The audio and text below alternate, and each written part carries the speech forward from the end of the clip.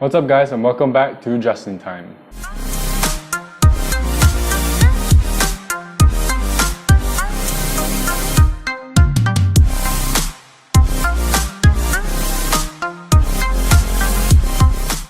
Now the other day in Tesco, something happened to me which I found was a little bit racist.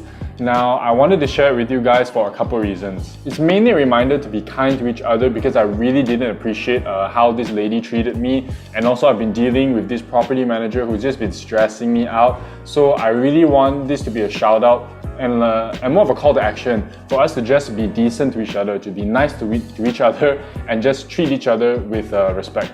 Another thing I wanted to do was bring this particular topic into the light because I've been pretty open with you guys that I do want to pursue my master's in counselling later on, and I really think that psychology is really good common knowledge for just everybody to learn. If it was up to me, it would be in the education system from like freaking high school. So I did my homework like the good psychology student I was trained to be, and I found a couple articles just to give information to you guys if you have never taken psychology before. Now what I am not trying to do with this video is I am not trying to call this person out. I am not trying to say a particular group of people are racist, and I'm just not advocating racism at all. This is not for me to just complain to you guys, but I try to look at it in a positive manner, which is why I went online, I got some articles to share with you guys. So I don't want it to become something that we just complain about, but it should be, if there's any form of discussion, it should be about how we can better this particular situation, how we can actually educate everybody on the little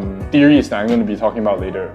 So let's get to it. So what had happened was I went to Tesco to buy some strawberry or raspberry sauce for my mum because she was baking a cheesecake. Now already I kind of anticipated I would meet some friction because, you know, strawberry, all these are berry, Malaysian people don't really like it. And the recipe was more American. I kind of figured that maybe the people there might not already know what I'm talking about because, you know, like cherry sauce, raspberry sauce is not something that's very widely used in our Malaysian culture, especially for desserts. I mean, kuih and stuff ma. You go find roti canai ke bosiang. So I got to the aisle and there was a Malay lady working there, so obviously I went to go and ask her. Now this is where I already started to feel a little bit upset, was because right before me, she actually was helping a Malay couple. So she actually went to go find a stock of spices. So she actually did through the different spices and she found the particular one, and she went to the couple and she was like, is this the one you were looking for? Obviously in Malay lah. So then yeah, they said, okay, yes, this is the one, thank you very much. So I walked up to her after she had done that and I was like, excuse me, do you know where they sell any raspberry sauce? Which aisle is it in? And she looked at me, drooling like that, and walked past me. Really, nigga? So I'm still not ready to engage. To me, it's just like maybe you were just talking to somebody. You know, sometimes your mind is occupied with that conversation. I let it slide. I just walked up again to her and I was like, do you know where the raspberry sauce, do you sell it here, or which aisle is it? And she just kind of like looking at the back like that. She was like, pergi aisle, bukan aisle di sini. I tried to explain to her, yes, I know it's not in this aisle. I cannot find it. I was speaking Malay lah. I don't know where the aisle is. Can you direct me to which aisle is it? And she was just continue doing her work and she was like, bukan aisle di sini. One final thing, I was like, yes, can you please direct me to which aisle? And she just kind of like pointed over there and said, pergi situ. And I looked over and she was pointing to the fresh fruit aisle, which was, they sell the bananas and the vegetables. So she was pointing me there, just trying to get me off of her back lah. So, let's break this down. So I'm going to be referring to 3 different articles and I'll put them all in the link description. I will not go and say everything here because it'll make it really lengthy. First, I'm just going to describe something that was described by the Malaysia Racial Discrimination Report 2017, which I didn't even know we had, man. So they define racial discrimination as any distinction, exclusion, restriction, or preference based on race. The reason I defined particularly racial discrimination was just because right before me, she had actually attended to a Malay couple which she was all smiles for. She went the extra mile of looking for the spices for this particular couple, and when it came to me, her entire demeanor, her behavior and everything was just really different. So before we go any further, I want to define something called Ingroup and Outgroup. So if we study psychology, we will obviously have come across these terms. For those who have never come across it, Ingroup, Outgroup is basically when you socially define yourself or kind of like identify with a particular group. That is your in-group. And obviously groups that you do not identify with, that is out-group. So a simple example would be I am Chinese, so I identify with my Chinese people, yo peoples. And perhaps I do not identify with maybe Singaporeans.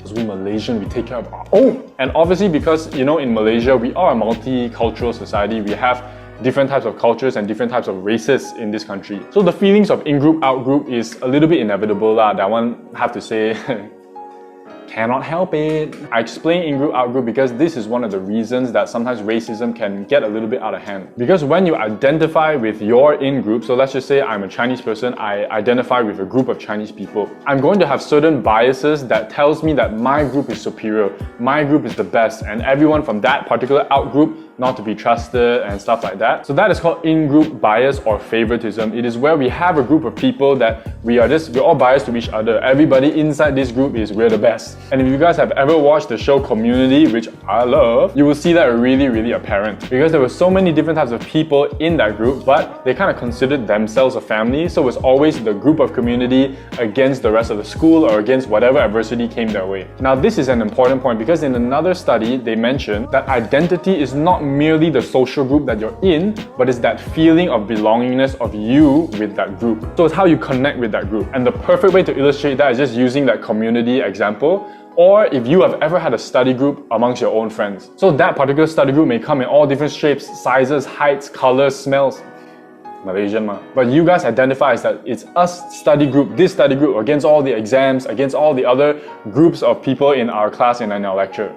And this is what I feel will help to actually break racism down. Why? Because it doesn't matter what social group, and it doesn't need to be like all Chinese people in this particular group, as long as you guys identify with, you know, who you guys are with, that becomes your in-group. It doesn't need to be that I'm born Chinese, I need to identify with all Chinese people. Because I'm sure that we all have that one friend who grew up around other races or other cultures and that fella just oddball one. For me, I know a lot of Indian people who grew up with a lot of Chinese people, so I tell you the slang are really much Chinese one. Yeah, so basically, the group is not confined to your race or anything like that. It's just who you particularly identify with. Because we can be Chinese or Malay or Indian, but believe me, if a Singaporean walks into this group, we all become Malaysian. Get back across the bridge! And I feel it's really only when we're compared with Singaporeans that all of us Malaysians, like, we suddenly like super Malaysia boleh one, but it needs to be compared with somebody else. So that became our in-group, like Malaysian, we all Malaysian against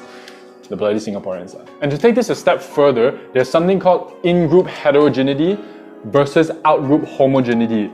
Voila, very big words. And this is where sometimes racism, I feel, gets really out of hand. So just using the word hetero and homo, so homo means like one, hetero means many. In-group heterogeneity means that we identify as our group, we have a lot of different traits. So, oh, I'm very dynamic, I'm very polite, I'm very rich or hardworking, you know. We, in our in-group, we have many different traits. But when we're looking like outward towards that particular out-group, the out-group homogeneity bias comes in. So this is where, oh, that fella, right, he damn lazy one.